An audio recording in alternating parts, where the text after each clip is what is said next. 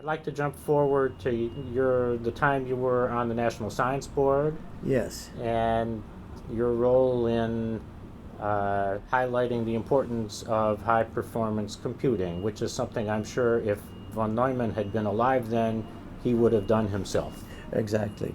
The Science Board is the policy making uh, arm of the National Science Foundation, which is a quasi independent organization, except it gets its money by appropriation from Congress. And you were a member in the early 1980s, I think. That's right, 80 to 86. It was a wonderful job. The other members represented mostly distinguished scientists. So the gossip that I heard at coffee time, I learned the latest scientific news before one usually learns. They were interesting people. I loved it. And I learned what it means to make science policy.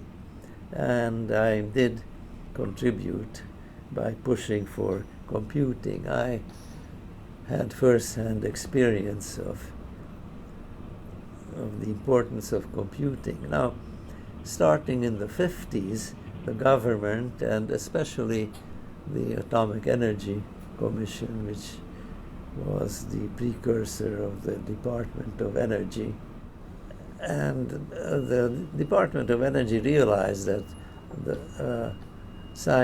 how much scientific talent is at universities, much more than government labs or industrial labs, and therefore it was very important that they have access to the latest computers. Now, this policy was abandoned in the late 70s. I remember Paul Garabedian, who was at that time in charge of scientific computing at Courant, was particularly adamant about the importance for university scientists to have access to the latest computers. And so I found myself in a position to write a report.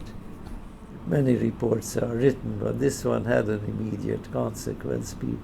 The Science Foundation realized the correctness of the position, and they established 5 national centers. This happened at a time that the internet came into being, and computing at distant centers became a possibility. You didn't have to go there. I was just the right person at the right time to make some difference.